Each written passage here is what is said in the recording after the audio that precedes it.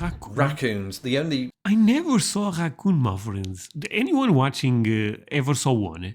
So I was thrilled to bits to discover that they're a real animal, and they definitely exist here in North America. Just leave your bins out for 2 weeks, and then you'll discover them, although in Britain you don't get a choice over that duration. Whenever I... Oh, but they are so cute. You probably can mess with them, right? They are probably... Can they be a domestic animal? Today I'll be reacting to 8 wild animals I only encountered after moving to America, my friends.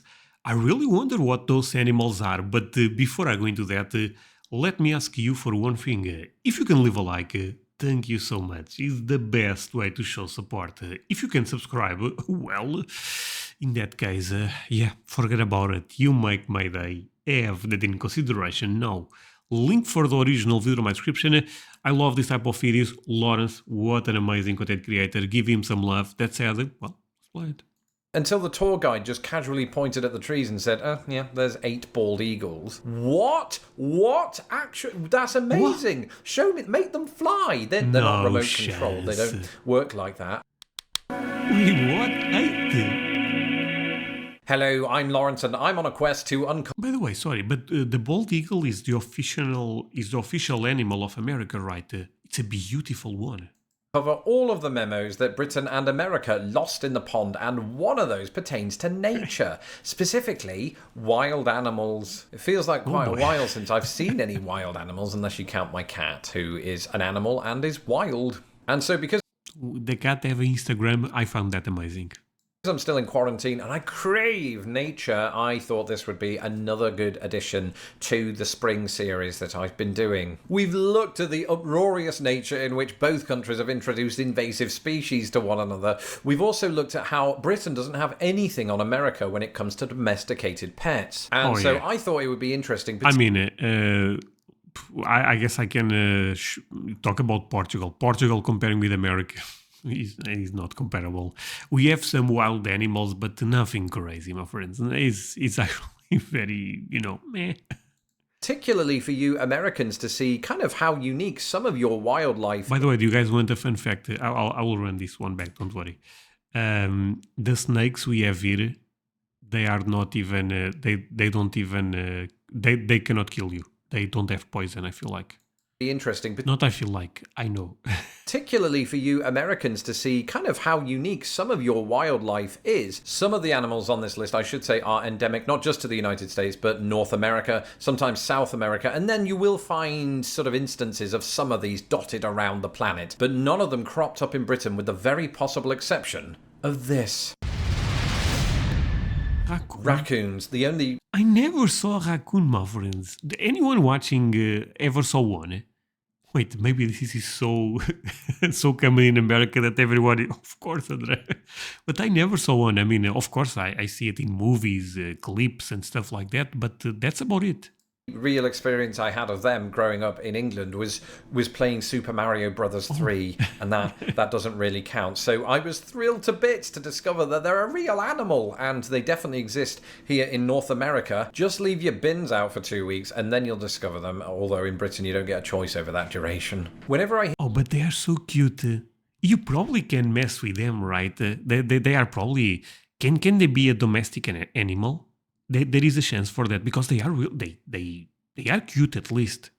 Hear about raccoons from Americans, right? It's usually in the context of what utter pests they are.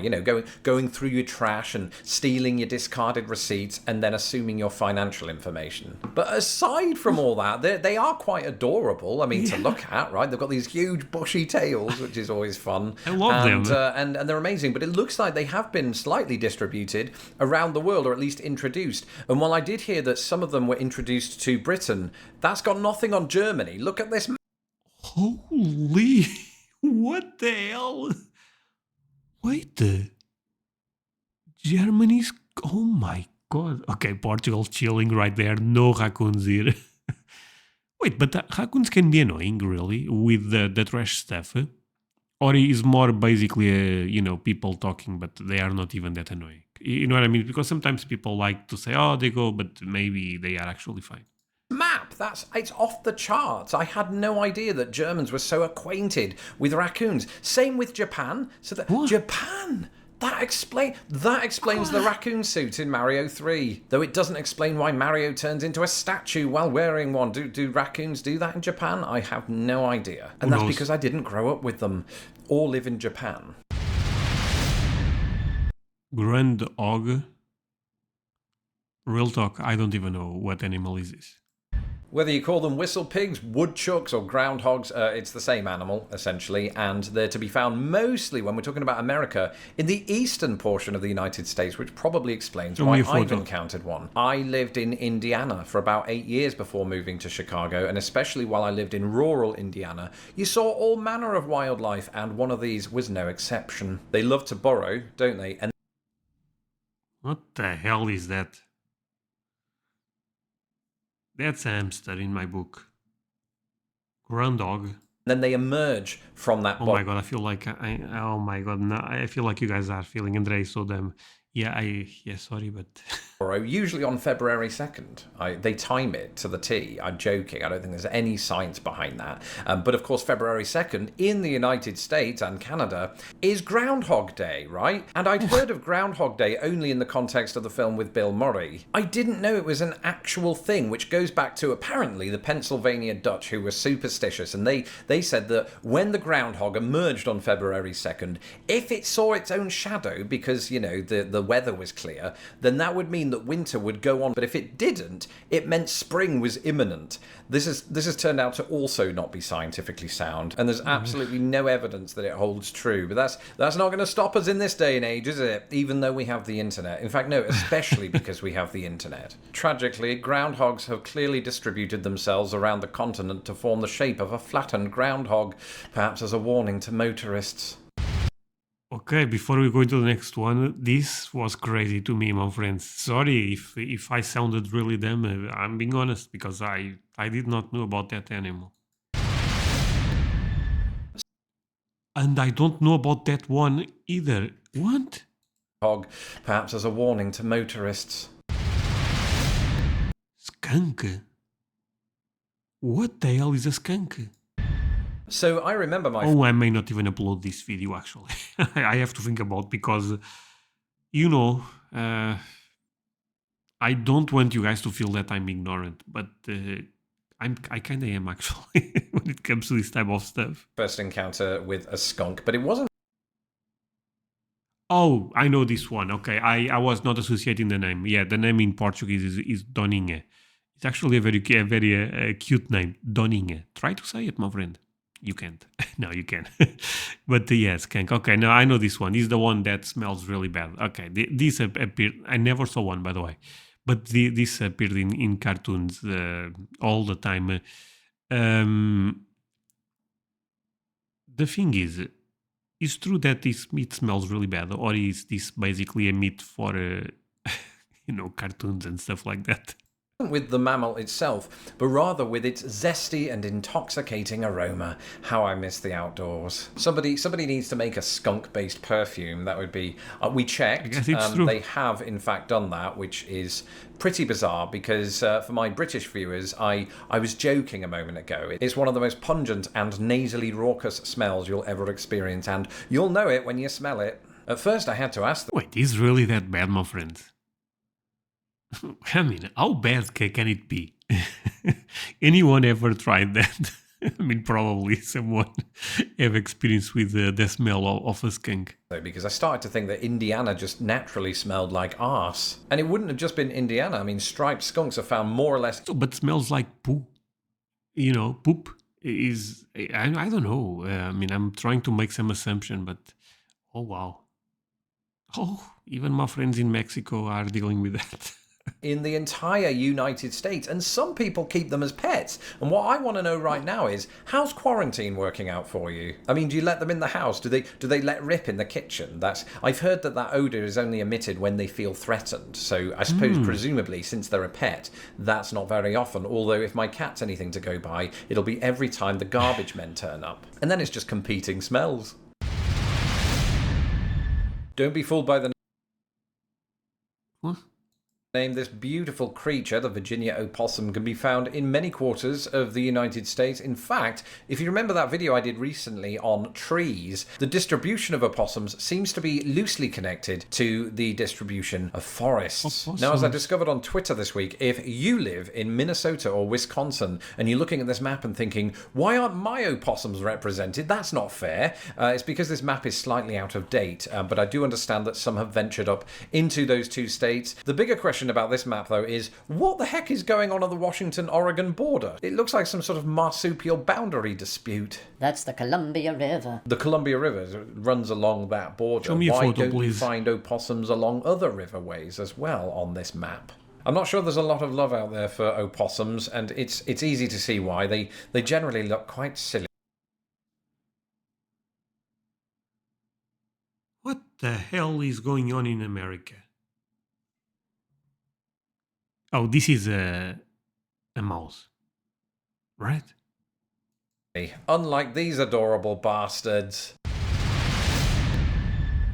Oh my god, you know what, I'm gonna upload the video still to YouTube. I don't know any animal that I'm seeing. How crazy is that? No, I knew the skunk, I was just not associating the name.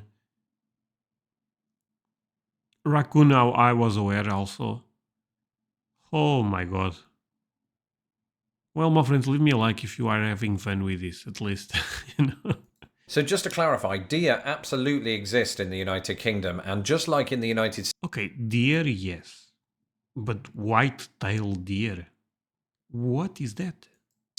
you normally encounter them when you're hitting them with your car. But we don't have the same kind of deer, and when I Okay. lived in Indiana, I would see deer quite regularly, just sometimes just meandering through a wood and across a road. It's their own fault in many ways. And in Indiana and much of the east of the United States, and even some of the west, you're most likely to encounter what is known as a white-tailed deer. Why is it called that? Because it's a deer and it has a white tail. In all fairness to them and all deer around the world, they are absolutely adorable, or should that be adorable? I love Bambi. Sorry about that. And our next entry is no exception. Mule deer. Well, mule deer, is this a combination of two animals? A mule deer, that's the other really prominent type of deer that you'll find in the United States, specifically out west. Now, I obviously live in the Midwest and I spend most of my time here, but I have encountered a mule deer. Not here, but in Salt Lake City. I did have to clarify with the internet this week that that is what this is, but you can tell. In fact, there are a number of ways you can tell. Number one, make sure it doesn't have a white tail. One of the subspecies of a mule deer is the black-tailed deer. But if you're not so inclined to look at its arse, then rearrange the letters and look at its ears. Arse is an anagram of ears. A mule deer has some absolutely enormous lugs, just like a mule, or Prince Charles. Okay. Oh, this one I know. This animal is beautiful. The bald eagle. Now, you don't usually find America's... By the way, I know this animal, I would say, very well. Why, André, do you know this animal very well?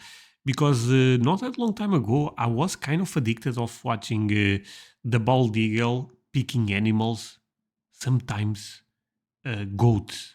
How crazy is that? Baby goats, and flying them. It's great. They are very strong and they are ruthless. They are really savage. Trust me, they are really savage. National bird hovering over The most savage, I feel like. the skies of Chicago. And outside of seeing this one at Indianapolis Zoo, I don't think I'd really encountered them in the wild until that trip out west. It was amazing. I was in Coeur d'Alene, Idaho, and I was taking one of those boat tours of the big lake. It was beautiful, right? But I wasn't expecting much more than just a nice, relaxing boat ride with beautiful scenery. Until the tour guide just casually pointed at the trees and said, oh, yeah, there's 8 bald eagles. What? What? Actually, that's amazing. Show me, make them fly. They're not remote controlled. They don't work like that. And I think one of them did. It hovered down toward the water because they generally populate themselves around large waterways because they're keen on fishing. And they're an absolutely stunning animal. Holy, that's a beautiful animal. I actually love that's the official animal of America. Whew, it is savage, right? But it's so amazing. I love the bald eagle. I mean, they look amazing. I mean, look at those talons. But here's an interesting fact about them. They're not bald, right? That's a great point, actually. The name actually comes from the fact that when that name was given, the word bald just meant white-headed. And all I can think What? is, has anybody told the birds? I bet they're really self-conscious. It's true. Coyote? Oh no, this I'm aware. Coyotes are found all across the United States to the extent that many years ago during this past February, one even showed up outside of our door in Chicago. Between these two narrow fences that we have outside, it had gotten itself stuck, which really didn't do anything for tired old coyote stereotypes perpetuated by Looney Tunes. Now, before I could get to I was a big fan of that cartoon. it had actually freed itself, which is a shame because I just turned to my wife and said, "Oh, can we get one?" That they're not domestic animals, so don't get any bright ideas. They eat small rodents, they eat rabbits, and they attack chickens. So it's sort of like me when I was 9. You know, be careful of them, be wary. They don't typically attack humans, but it has been known to happen in the past. And I thought I should just mention that as a kind of warning to any British people or anybody coming to the United States that sort of encounters these and thinks they're just a general dog, because they are from the canine. Yeah, they look like a wolf, to be honest. But they are a bit more chill than all wolves, right? Actually, okay, that's one of the wild animals we have here is wolf. It's a beautiful animal, the coyote. Family, maybe don't pet them. All that said, to bring this video entirely full circle, they also hunt and sometimes kill raccoons, which is sort of the real-life equivalent of the T-Rex eating the Really? raptors in Jurassic Park. That's it for this episode. Let me know in the comments below your favourite wild animal and whether you keep it as a pet. The bald eagle. Yeah, no chance. Number 1. Throughout the last few weeks, I've been putting out the odd tidbit around these sorts of things on Twitter. And if you would like to keep up with all of my musings, you can do so at Lost in the Pond US. And I've noticed that since we passed 100,000 subscribers right here on YouTube, our daily subscriber increase has gone up. So we're growing even faster than we ever have before. So if you're watching this and you're not yet subscribed, please do so to prevent my videos from getting lost in the pond. And increasing at an almost equal rate is my number of patrons. It's so encouraging, especially right now when times are quite feel free uncertain, to to show see him so many people support. willing to support this channel to make sure that it stays healthy and in good stead. If you would like to become a patron of Lost in the Pond, you can. Okay, my friends, feel free to show him all the support. Lawrence totally deserves it. That said, my friends, thank you so much for watching this with me. This was amazing. I felt a bit dumb, I have to be honest. I mean, it is what it is, you know. I don't pretend to know when I don't. Yeah, this is, but Groundhog, okay. Okay, this was amazing. So yeah, thank you so much for watching this with me. Really means a lot that you guys end up staying till the end. If you can leave a like, I would appreciate that. See you guys in the next one. Bye, my friends.